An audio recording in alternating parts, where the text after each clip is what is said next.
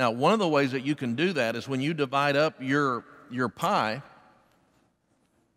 and you're looking at everything, part of what I would encourage you to do is to take 5% as a church plant and be putting that into a cash forward reserve so that in that fourth year, you don't go from complete 25% of your budget to zero. That's a big. Can you imagine if you're in a church right now and your budget dropped by 25% in 1 year? What that would mean? That's a huge drop. And you say, well, my people are going to make it up. The people I'm going to reach are going to make it up. Perhaps, but it'd be real hard for any budget of any size to grow by 25% in 1 year. And so if you're putting back a little bit of money, what it does is it allows you to wean off of that support. Now, when you use some of that money to wean off the support, I would always encourage you to continue to have a cash forward reserve. And there are a lot of debates about what a cash forward reserve, how much it should be, and I've got just an opinion on that as well. I don't have a scripture for it either. Most people would say, that's not enough, Steve. My recommendation is at least 2 weeks offering. Now, you're going to hear a lot of folks say 3 months. They're not doing it, but they'll tell you that as advice, okay? That's Dave Ramsey for an individual. And the reason that Dave Ramsey says that for an individual, and I agree with him, is that an individual can lose their job today, which means that it goes from 100% to zero in 1 day. Churches don't do that. Churches have rain-out Sundays. They have ice Sundays. Yeah. They have an industry in their area shut down. They're not going to lose 100%. What they need is enough money, 2 weeks of offering. It's not that you have 2 weeks. You would have about 4 months to use that 2 weeks of offering to supplement whatever loss that came from losing a Sunday of offering. The other thing that's different today than was, say, 10 years ago is that people give online. Yeah. And so people don't show up for church one Sunday when it's ice. You don't lose 100% of that offering. You just lose a part of that. But that would be minimum. And then what I would want to have is I would want to have 2 weeks worth of cash forward reserve and a line of credit with the bank at prime interest for a certain amount so that it would give me time to recover, restructure, if necessary, do some layoffs in order to stay solvent. Now, we've been talking a lot about numbers. Would it help y'all if you could see a couple minutes just of an actual partners meeting? Well, let me ask that again. Y'all act like I didn't ask it. We've been talking a lot about numbers. Would it help y'all if I gave you just a couple of minutes of a partners meeting? Oh, okay. This is the first partners meeting at the Bay, just about 2 minutes worth. I figure 75% to you, Ponma, and 25% divided between the 5 of us. Yida, Crowbar, myself, Tom, and the baby. That makes 5% for each one of us. Billy, you're cheating yourself. If there's 25% divided among the 5 of you, that's 14% apiece. Oh, no, listen, Pop. I wouldn't cheat you. You know I wouldn't. Now, look here. I'll show you. Let me rub this out here.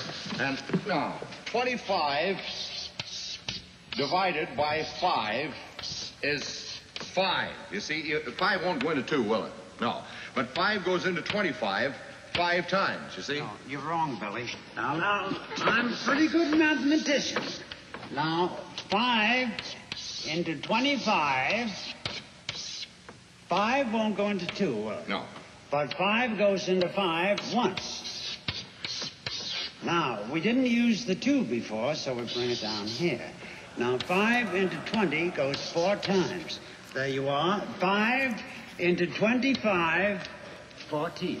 No, look, Pop. Let me prove it to you now by multiplication. 5 times 5. 5 times 5 is 25.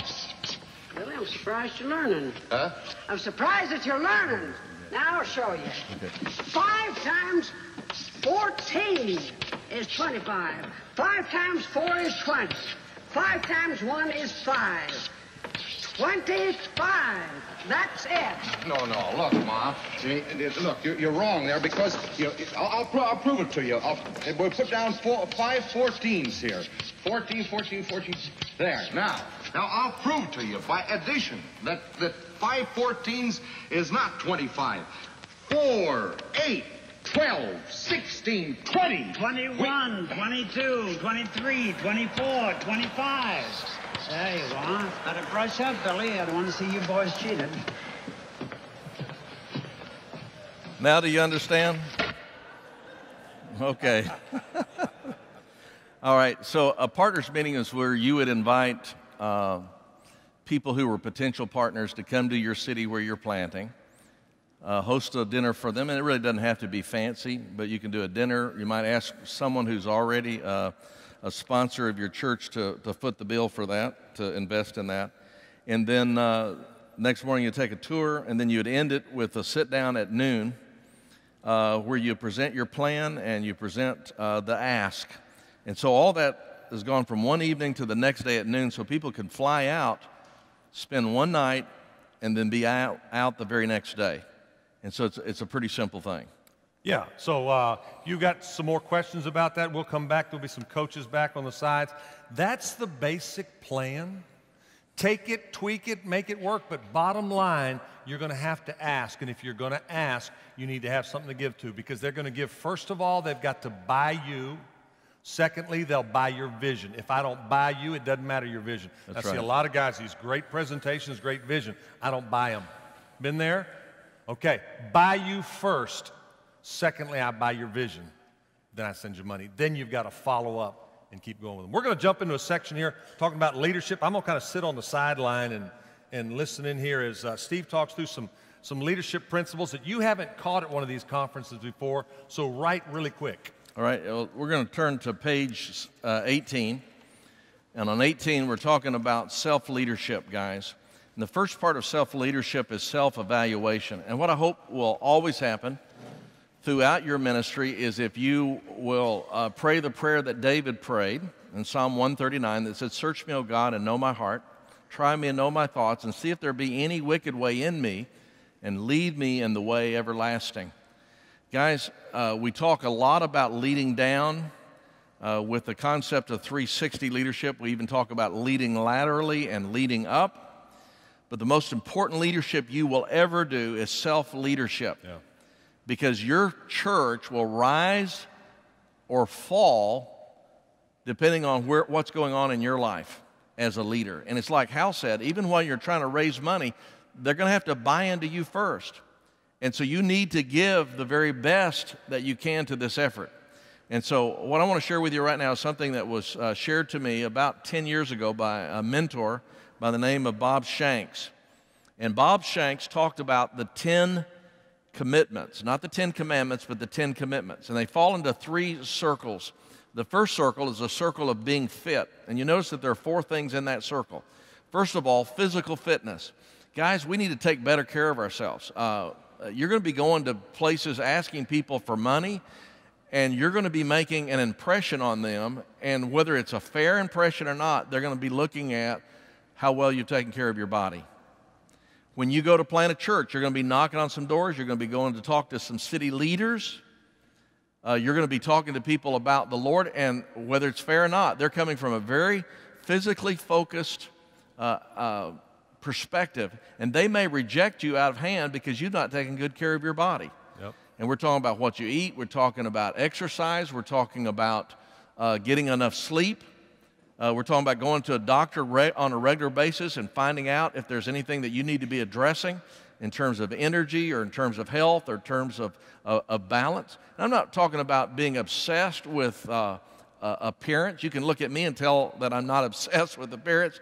But we're talking about in a nation where people are slothful about being different than that. And so just a word there. A lot of real young guys are overweight. And they've got a fast metabolism. They're going to be in a big heap of trouble when they get to be 58, like I am. And so we need to take care of our body. The second fitness thing is a fitness of the mind. And this is about being intellectually fit. One of the things I appreciated very much about the first session that Ron and Matt led is they began to name a bunch of books. And one of the things I respect about Ron a lot is that he's a reader. Leaders are learners.